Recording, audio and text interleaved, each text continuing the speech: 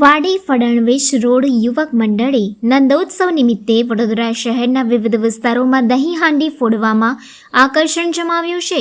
શ્રાવણ વદ આઠમને જન્માષ્ટમી પર્વની સમગ્ર દેશ અને દુનિયામાં વસતા ભારતીયો દ્વારા ઉમંગભેર ઉજવણી કરવામાં આવી રહી છે. ત્યારે સંસ્કારી નગરી વડોદરામાં પણ ખૂબ જ ભક્તિભાવ તથા હર્ષોલ્લાસ સાથે ઉજવણી કરવામાં આવી હતી. ત્યારે વડોદરા શહેરના વાડી રંગમહાલ સ્થિત ભાસ્કર ફળિયા ખાતે વાડી ફડણવીસ રોડ યુવક મંડળના સભ્યો દ્વારા દહીં હાંડી મટકી ફોડવાનો કાર્યક્રમ યોજવામાં આવ્યો હતો. જે મુખ્ય પરંપરા મુજબ ભગવાન શ્રી કૃષ્ણના જન્મ સાતમના રાતથી જેલમાં જન્મ સાથે આ દિવસથી ઉજવણી કરવામાં આવે છે.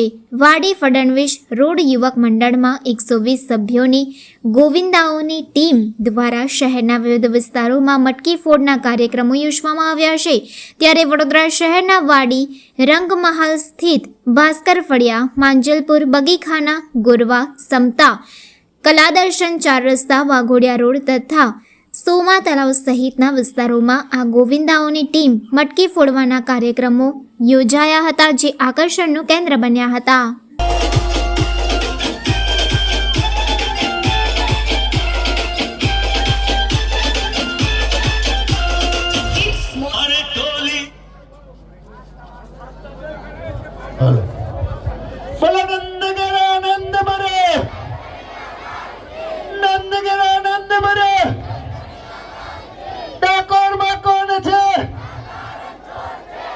ભાઈ, કૃષ્ણ ભગવાનનો જન્મ હોય અને આટલું સુંદર પર્વ હોય અને આટલો અવાજ હોય, ના મજા આવે. બોલો દ્વારકાધીશની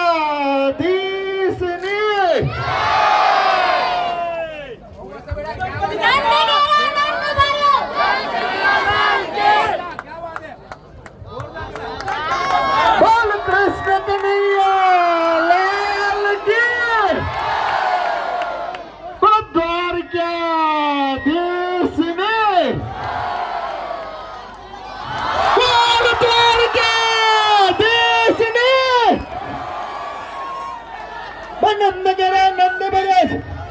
DJ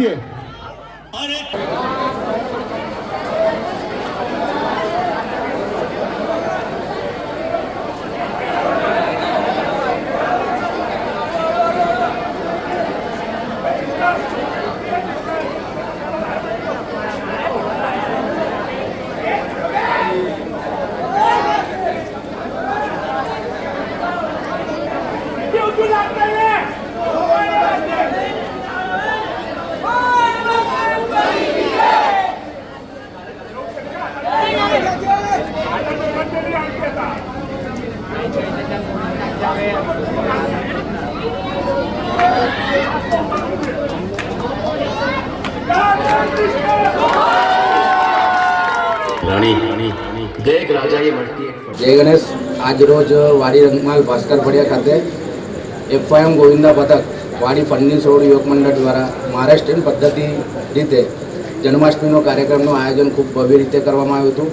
આ જે કાર્યક્રમ છે એ મહારાષ્ટ્રીયન પદ્ધતિ એટલે સાતમના દિવસે જેલમાં જે જન્મ થયો હતો કૃષ્ણ ભગવાનનો, એ જન્મના નિયમથી આજે આ કાર્યક્રમનું આયોજન ખૂબ ભવ્ય રીતે ઉજવણી કરવામાં આવી છે. આજ રોજ ખૂબ મોટી સંખ્યામાં, નહીં કરીને 1000થી ઉપર સંખ્યામાં પબ્લિક અહીંયા આગળ જોડાઈ હતી. આપણે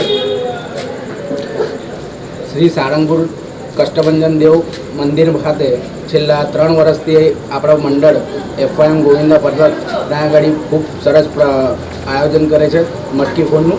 અને આ વર્ષે બી આ મટકી ફોડનું કાર્યક્રમ પૂર્ણ કર્યા બાદ ત્યાં આગળ સાળંગપુર પ્રસ્થાન કરવામાં આવશે. બરોડા ખાતે અનેક જગ્યા પર માંજલપુર છે, બગીખાના છે, ગોરવા છે, સમતા છે, કલાદર્શન છે, સોમા તળાવ છે, દરેક જગ્યા પર અનેક સ્થળ પર અમારો ઇન્વિટેશન છે. એ ઇન્વિટેશનને માન આપી દરેક કાર્યક્રમને અમે સફળ બનાવીશું. અમારી 100 જણની ટુકડી છે, 100 થી 120 જણની ટુકડી છે, એ ત્યાં આગળ જઈને દહીં હાંડીનો કાર્યક્રમ પૂર્ણ કરશે.